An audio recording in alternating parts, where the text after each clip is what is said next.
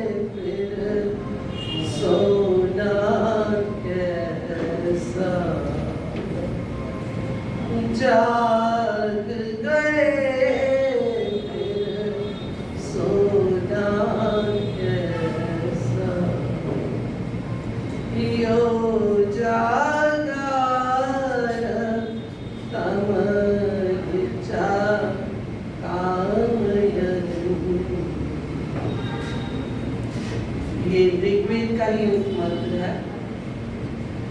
थोड़ा सा ही नटशेल में इसका कि जो एक बार अगर जाग गए इस भौतिक निद्रा से नहीं, जब एक बार थोड़ा सा हमें ज्ञान हो गया कि हम शरीर से अलग हैं, आत्मा है शरीर से बिल्कुल अलग, ठीक वैसे ही जैसे कपड़ा अलग है और शरीर अलग है, ठीक इसी तरह से आत्मा शरीर से अलग है।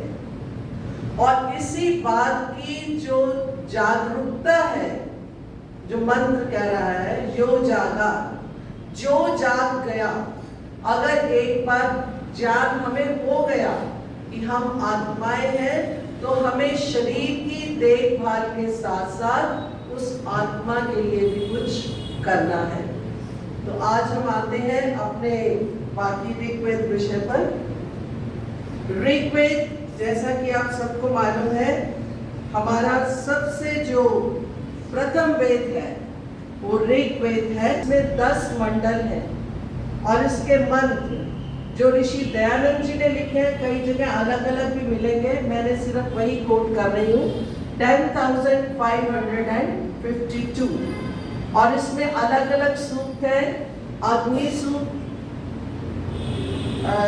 ये वायु सूक्त, इंद्र सूक्त, विष्णु सूक्त, सोम सूक्त, वरुण सूक्त, माधुर्य सूक्त, श्रद्धा सूक्त, संगठन सूक्त, बहुत सारे सूक्त हैं। आज हम पहले अग्नि जो सूक्त है, पहला ही है, उसके बारे में मैं थोड़ा सा आपको बता दूंगी।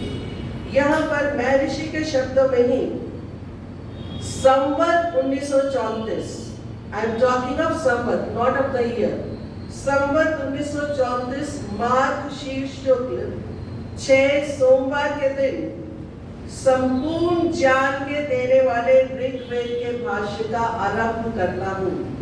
ये शब्द मैं ऋषि के अपने शब्द हैं, जो ऋग्वेद आदि भाषा भूमिका में है, तो मैंने उन्हीं शब्दों को कोट किया है। इस वेद में ईश्वर के सब गुणों का, ईश्वर से लेकर तृण पर्यंत जिसको आप कह सकते हैं, सब विषयों का जो है इसमें वर्णन है।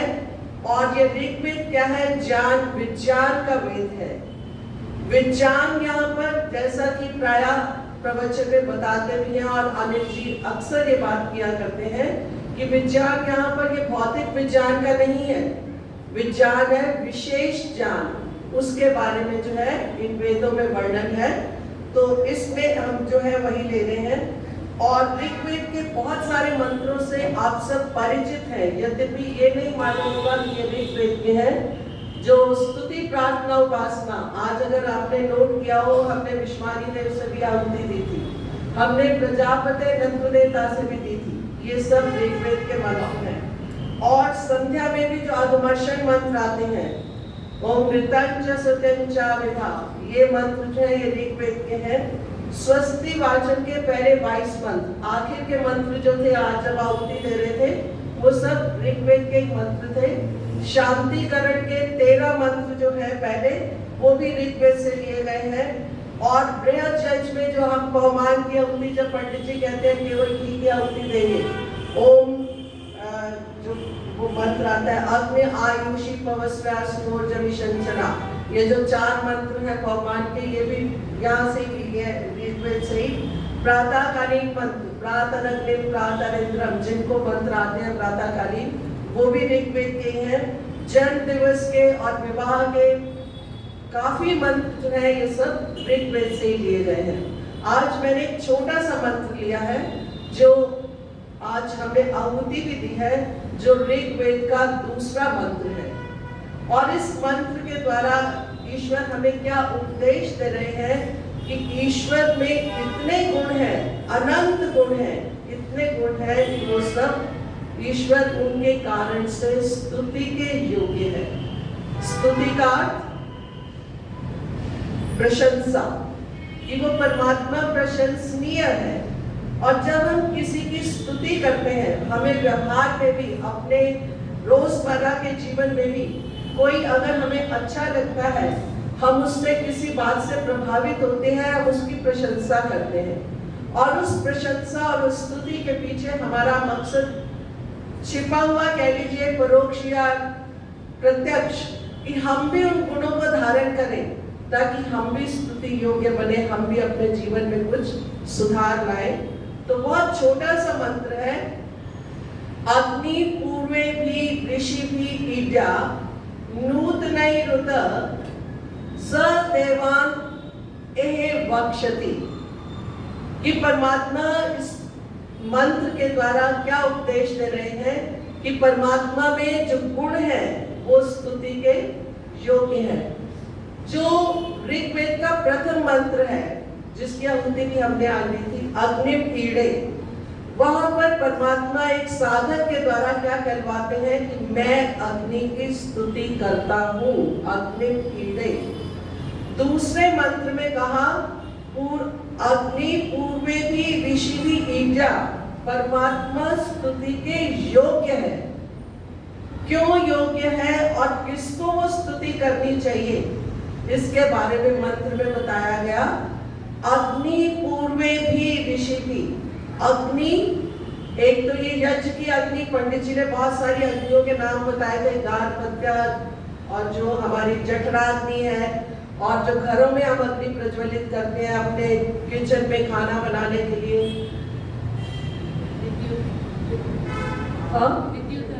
विद्युत अग्नि भी है। और मैं तो वो उस अग्नि की बात कर रही थी जो जब शरीर को जलाया जाता है, उसको कौन सी अग्नि कहते हैं पंडित जी?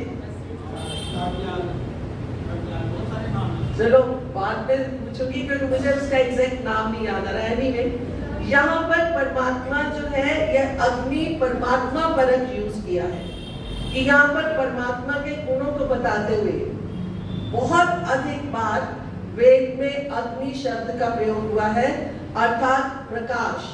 प्रकाश दूसरे शब्दों में ज्ञान, कि परमात्मा ज्ञान स्वरूप है, तो क्यों हम उसकी स्तुति करें, सबसे बड़ा गुण, अगर आपको याद हो, मैंने पहले भी एक मंत्र के अर्थ में बताते हुए कहा था, उषि कसी कवि, कवि पूर्ण विद्वान, विद्वता, ज्ञान सबसे बड़ा गुण है जिसके कारण हमें उसकी स्तुति करनी चाहिए।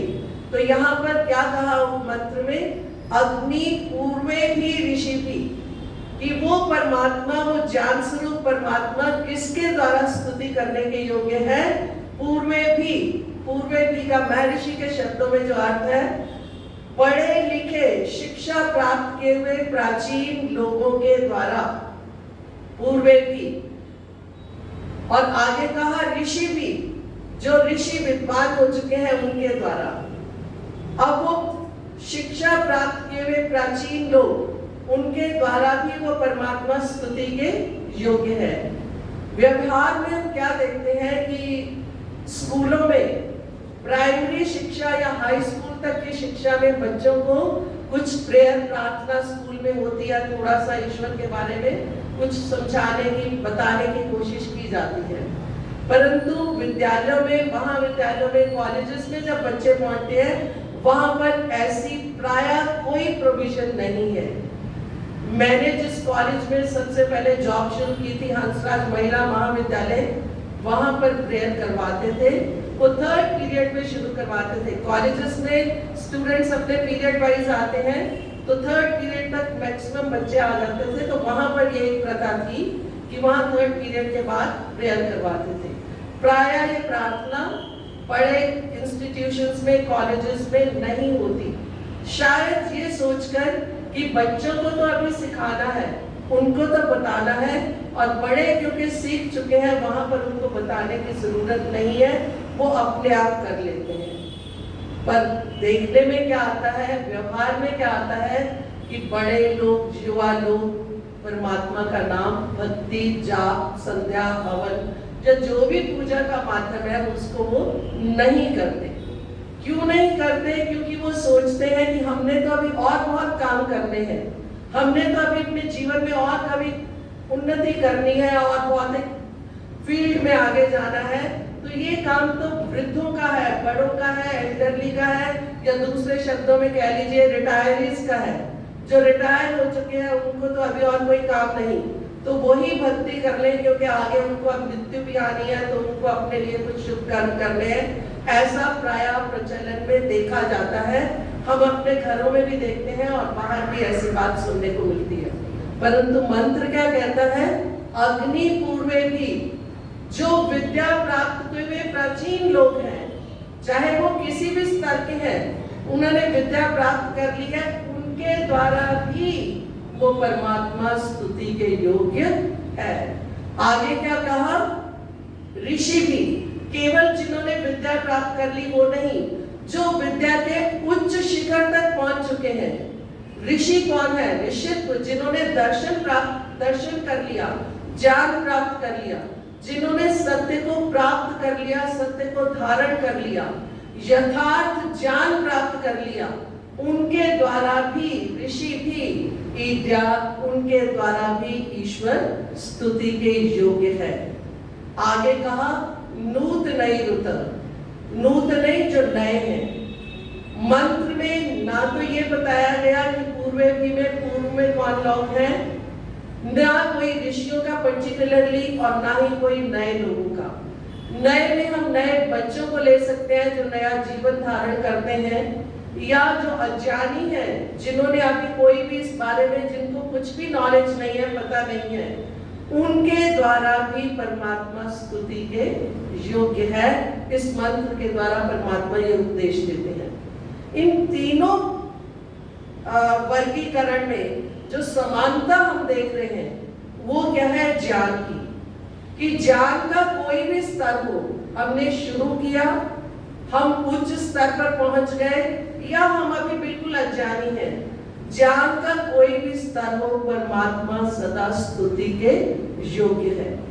ये वर्गीकरण न तो आयु के आधार पर, न अवस्था के आधार पर, न धन, न पद, न बल, न प्रतिष्ठा, किसी भी आधार पर, कहीं पर भी ये नहीं कहा गया कि जो धनवान है वो भगवान की पूजा करे, प्रार्थना करें, स्तुति करें, और जो निर्धन है वो ना करें। और अक्सर देखा क्या जाता है कि जो निर्धन है, जो बीमार है और जो कोई समस्या में है, वो लोग तो फिर भी भगवान की भक्ति करते दिखाई देते हैं, क्योंकि उनको लगता है कि भगवान की प्रार्थना करके कुछ लाभ होगा। और वास्तविकता ये है कि परमात्मा की स्तुति तो कभी भी, कहीं पर भी, जब भी करेंगे, उससे सिवाय लाभ के और कुछ भी नहीं होगा। तो इसलिए ये अवस्था या आयु या पद के आधार पर नहीं है, केवल आवश्यक जो दिखाई देती है बात, जो यहाँ से समझ आती है कि वो कुछ जानना आवश्यक है।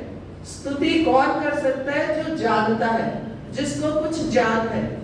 ज्ञान का कोई भी स्तर हो, कम हो या अधिक हो, परंतु जानने वाला ही केवल भगवान की स्तुति कर सकता है।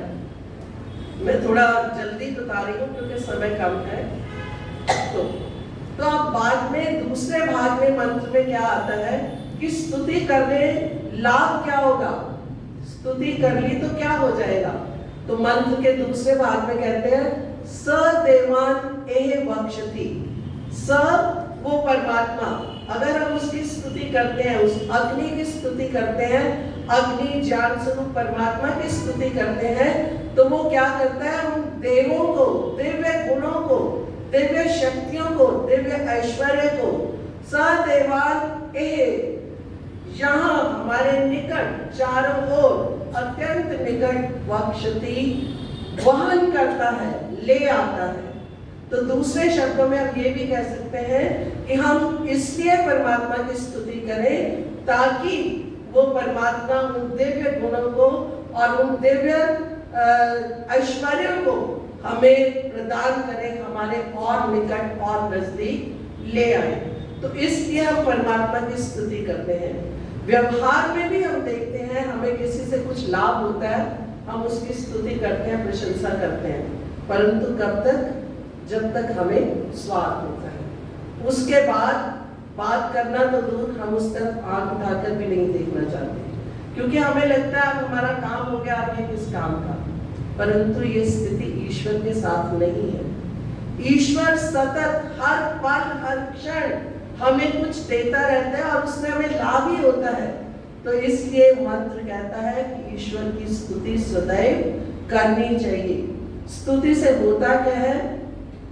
स्तुति से प्रीति बढ़ती है, और जब प्रीति बढ़ती है तो वो जो संबंध है, जब हम शुरू में किसी से दोस्ती करते हैं, मित्रता करते हैं, तो हम थोड़े से अपने आप में सिमटे हुए रहते हैं। जैसे जैसे हमारी मित्रता बढ़ती है, तब हमारी दोस्ती जब गहराई में आती है, हमारा संबंध और अधिक मजबूत होता है, हम उसके और निकट आते हैं। ठीक उसी तरह से जब हम परमात्मा के और निकट आएंगे और करीब आएंगे, तो उससे संबंध हमारा बढ़ेगा।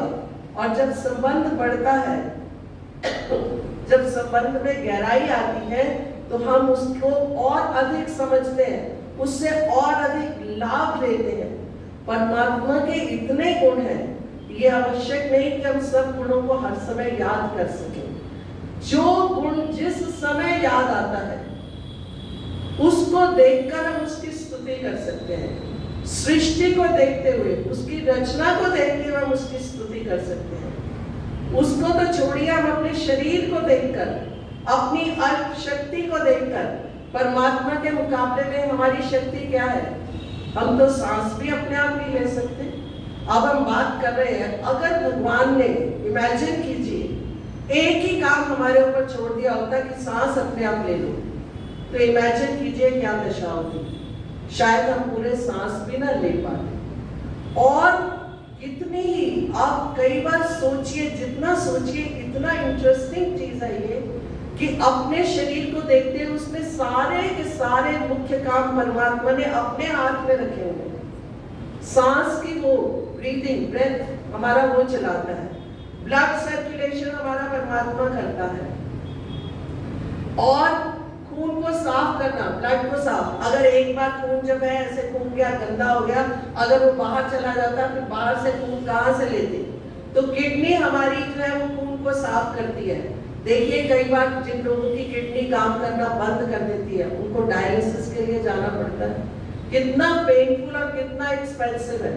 ऑक्सीजन का सिस्टम, लंग्स है, और कोविड में सबने अच्छे से देखा कितना लोगों ने लूटा ऑक्सीजन के नाम पर। लाखों लाखों रुपए में छोटे छोटे सिलेंडर बिक रहे थे, और परमात्मा की असीम कृपा से हर पल हर क्षण हमें इतनी इंतहा असीम ऑक्सीजन मिल रही है, और आगे भी मिलती रहेगी। जब से जितनी बार सृष्टि बढ़ी उतनी बार चल रहा है, और सारा सिस्टम, हमारी नासिकाएं भी उसने दो बनाई, एक अगर बंद हो जाती है तो दूसरे से हम सांस लेते हैं, और किस तरह से एक बार सांस लेने से अंदर शुद्ध वायु जाती है।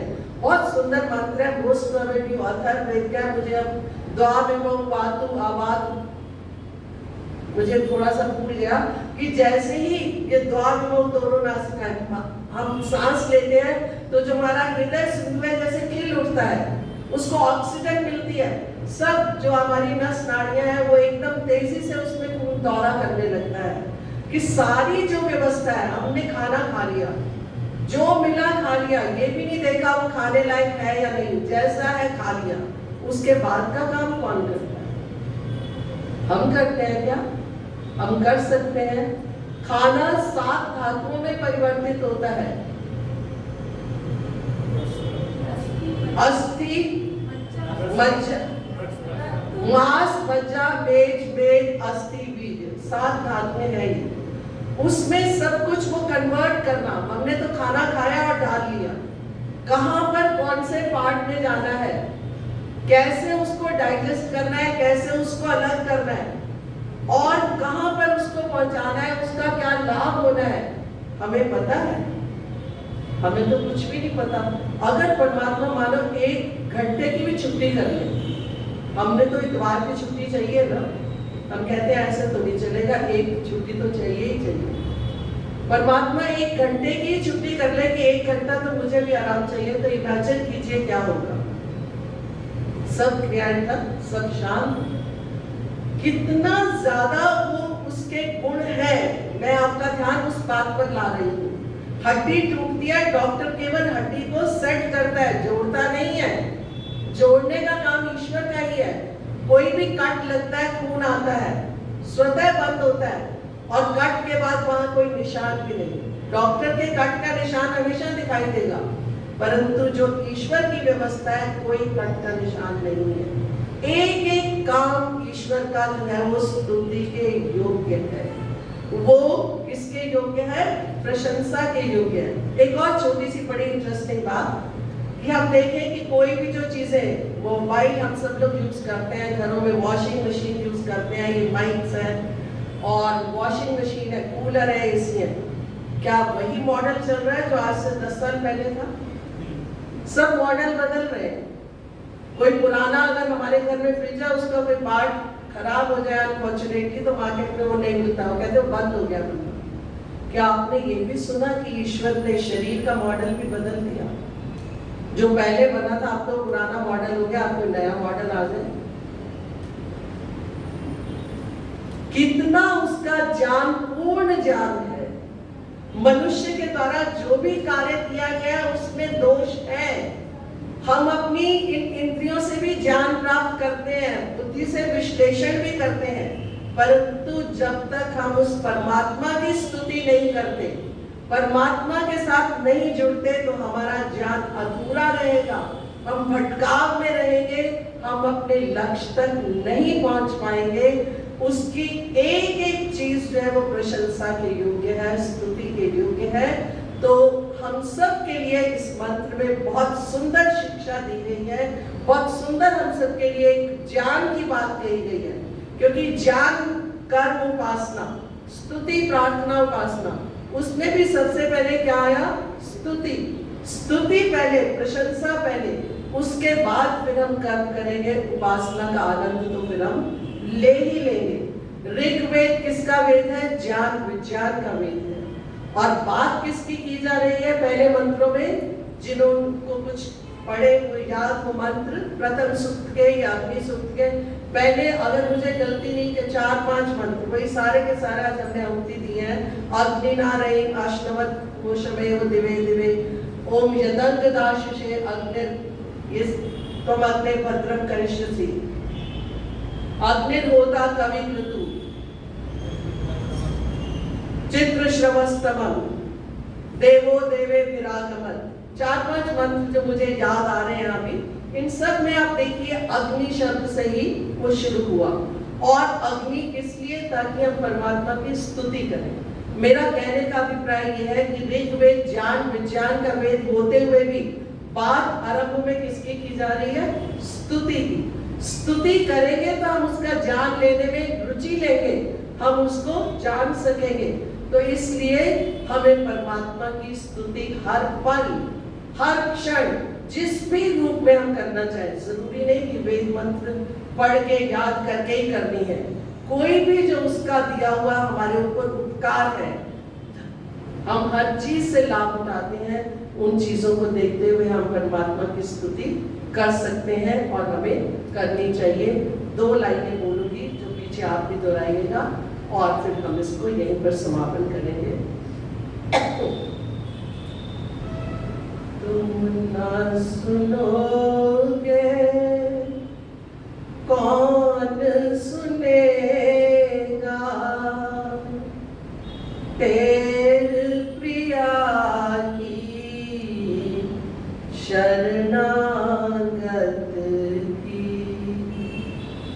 तुम ना सुनोगे कौन सुनेगा, तेरे प्रिया की शरणागत की।